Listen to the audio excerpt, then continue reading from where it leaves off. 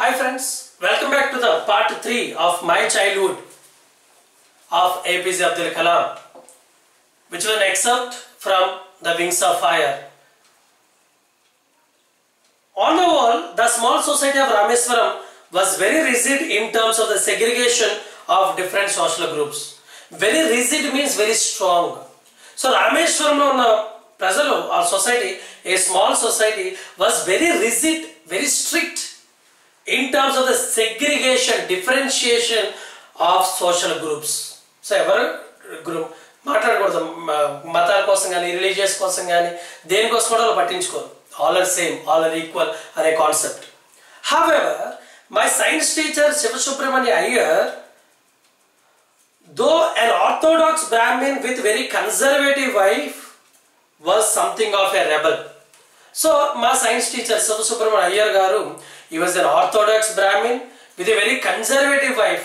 And conservative wife is nothing but was sudden change and very deep in her beliefs on it. Okay, was something of a rebel. I am a rebel candidate. Like. He did his best to break social barriers so that people from varying backgrounds could mingle easily. So, అందరూ కూడా కలిసి ఉండేటట్టు అతను చేయాల్సిన చాలా పని చేశారు. ఎందుకంటే ఇర్రెస్పెక్ట్ ఆఫ్ కాస్ట్, క్రీడ్, రిలీజియన్ ఇవన్నీ పక్కన పెట్టి he try to bring the harmony in the people. He used hours with me and would say, నాతో చాలాసేపు స్పెండ్ చేసేవాడు అని చెప్పాడు. ఏం చెప్పాడంటే, Kalam, I want you to develop so that you are on par with high educated people of the big cities. Kalam, నువ్వు చాలా develop అవ్వాలి. ఎంత డెవలప్ అవ్వాలి అంటే సిటీలో ఎవరైతే చదువుతున్నారో వాళ్ళతో పాటు ఈక్వల్గా నువ్వు డెవలప్ కావాలి. డెవలప్ అవ్వాలి అంటే first you have to become an educated person. నువ్వు ఎడ్యుకేటెడ్ పర్సన్ అవ్వాలి అని చెప్పి నాకు చెప్తూ ఉండేవాడు. ఎవరు? My science teacher Sivasubramanyam Iyer. One day, so మళ్ళీ ఇది ఒక చిన్న డ్రామా టాపిక్ వచ్చింది. ఇది కూడా మీరు మ్యాక్సిమం డ్రామా లేకపోతే స్కిట్ లా చేయడానికి ప్రయత్నం చేయండి. ఓకేనా? సో వినండి. One day he invited me to his home for a meal. ఒకరోజు నన్ను చాలా తన ఇంటికి గుర్తుపెట్టుకోండి, is a orthodox Brahmin family and whereas I am a Muslim. One day invited me to his home for a meal. So ఒకరోజు నన్ను భోజనానికి invite చేశాడు. His wife was horrified at the idea of a Muslim boy being invited to dine in her ritually pure chicken. ఆమె ఆశ్చర్యం, అవ్వా, ఒక ముస్లిం bye orthodox Brahman వాళ్ళ ఇంటికి భోజనానికి రావడమా, అది మన కిచెన్ చాలా రిచువల్గా చాలా ప్యూర్గా ఉండే కిచెన్లోకి లేదా ప్యూర్గా ఇటువంటి ఇంట్లోకి ఒక ముస్లిం బాయ్ రావడమా అని చాలా ఆశ్చర్యపోయింది. She refused to serve me in her kitchen. So నేను భోజనం కూర్చున్నప్పుడు ఆమె నాకు వడ్డించలేదు. She refused to serve me. వడ్డించలేదు. Sivasubramaniam Iyer was not perturbed. అంటే పర్టర్బ్డ్ అంటే disturbed. He was not perturbed. ఎందుకు ఆల్రెడీ చెప్పుకున్నాం, she was a conservative wife అని. సో అందువల్ల అతను పెద్ద కొత్తగా ఏం అనిపించలేదు. Not did he get angry with his wife. So అలాగని చెప్పి ఆమె మీద కోపం కూడా పడలేదు. సో అతను డిస్టర్బ్ కాలేదు, అతను కోపడలేదు. ఎందుకంటే already he knew about his wife. Okay. So, but instead served me with his own hands and sat down beside me to eat his meal. So Sivasubramanyam Iyer ఏం చేశాడు, తన వైఫ్ వడ్డించకపోయినా దూరం నుంచే చూస్తూ ఉన్నా కిచెన్ డోర్ పక్క నుంచి మా శివసుబ్రహ్మణ్యం అయ్యర్ తను వచ్చి నా పక్కన కూర్చొని మీల్ నాకు వడ్డించి అతను కూడా తిన్నాడు. సో ఈ సిచ్యువేషన్ని చూసిన వాళ్ళ వైఫ్ ఫీలింగ్స్ ఏంటి ఒకసారి ఆలోచించండి. Describe the feelings of the wife. Okay. So his wife watched us from behind the kitchen door. I wondered whether she had observed any difference in the way I ate rice, drank water, or cleaned the floor after the meal. So నాకేం అర్థం కాలేదు. నాకు మైండ్లో కొన్ని questions వచ్చినాయి. ఏంటది, ఆమె ఏం అబ్జర్వ్ చేసిన అంతసేపు? నేను తినే తిండిలో వెరైటీగా తినడమా, లేకపోతే వాటర్ తాగడమా, లేకపోతే అన్నం తిన్న తర్వాత ఫ్లోర్ని క్లీన్ చేయడమా, ఇందులో ఏమైనా డిఫరెన్స్ కనిపించిందా అనేది నాకేం అర్థం కాలేదు.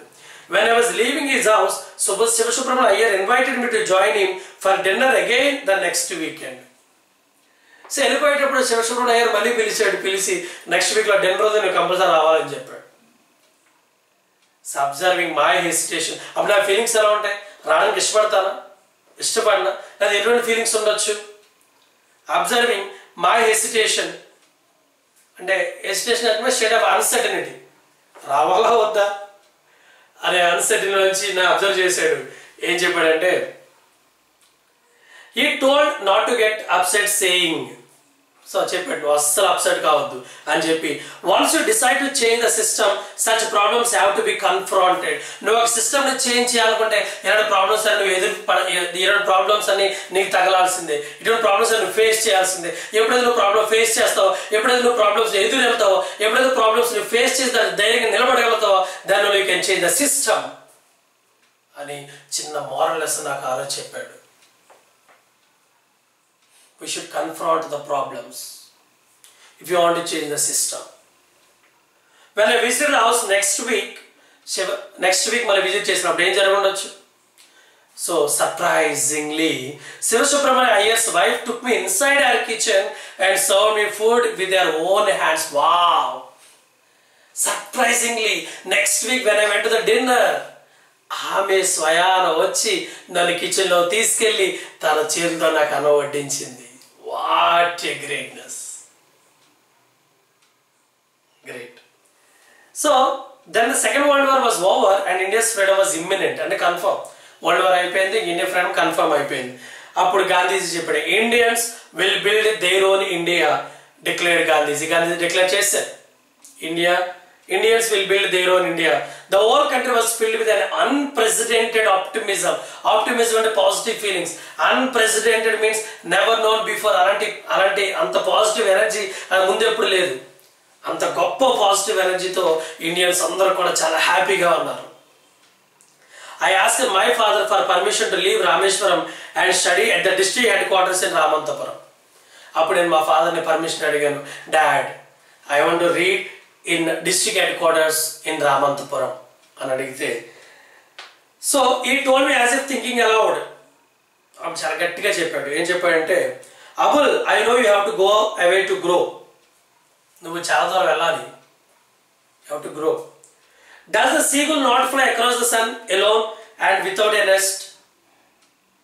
హీ కోటెడ్ అని చెప్పి ఏం చెప్పాడంటే, he coated Khaleel Gibran to my hesitant mother. నాకు సర్ది చెప్పి వెళ్ళాలి, చదువుకోవాలి, కష్టపడాలి అని చెప్పి అప్పుడు మా మదర్ చాలా బాధపడుతుంది. అయ్యో అబ్దుల్ దూరంగా వెళ్ళిపోతాడా అని బాధపడుతుంటే, మై ఫాదర్ మా మదర్కి హెసిటెంట్ మదర్ అంటే నాట్ ఇంట్రెస్టెడ్. హెసిటెంట్ మదర్ చెప్పిన ఆన్సర్ ఒకటే, చెప్పింది ఒకటే, your children are not your children. వాళ్ళు నీ పిల్లలు కాదు, they are the sons and daughters of the life's launching for itself. జీవితానికి వాళ్ళ పిల్లలు, వాళ్ళ జీవితం వాళ్ళే జీవించాలి.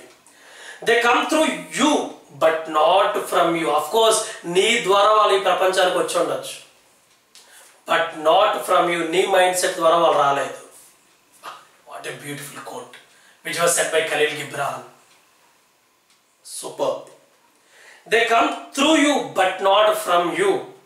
You may give them your love but not your thoughts. నీ ప్రేమ ఇవ్వు కానీ నీ థాట్స్ మాత్రం వద్దు. For they have their own thoughts. వాళ్ళకి వాళ్ళ ఓన్ థాట్స్ ఉన్నాయి, అందుకని నీ కోరికలు వాళ్ళ మీద రుద్దొద్దు, నీ మైండ్ సెట్ వాళ్ళ మీద రుద్దొద్దు. నువ్వు ఇదే చేయాలి లేదా ఎలా అయితే లైఫ్ అని చెప్పొద్దు. Let them have their own thoughts అని అబ్దుల్ కలాం ఫాదర్ వాళ్ళ మదర్కి చెప్పాడు. Such a beautiful quote. Once again for you what the Khalil Gibran said, your children are not your children, they are the sons and daughters of life's launching for itself. They come through you but not from you. You may give them your love but not your thoughts, for they have their own thoughts. Such a beautiful thing. Hats off to Khalil Gibran and such a beautiful childhood of this Dr. Awul Pakir Jainuddin Abdul Kalam was born on 15th October 1931 at Rameshwaram in Tamil Nadu.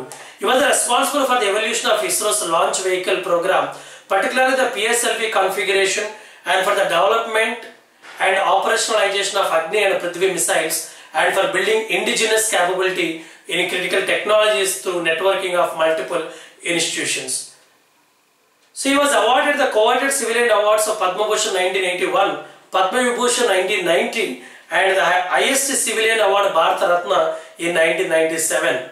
Dr. Kalam became the 11th President of India on 25th July 2002, and so sad, he was demised on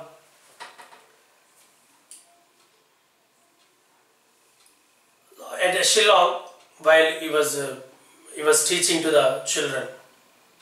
Very so sad news for us. But as long as we dream, as long as we remember his quotes, he is always with us, among us, and he will be with us forever and ever. Thank you, A.P.J.Abdul Kalam. Wherever you are, we believe that you will be in our dreams.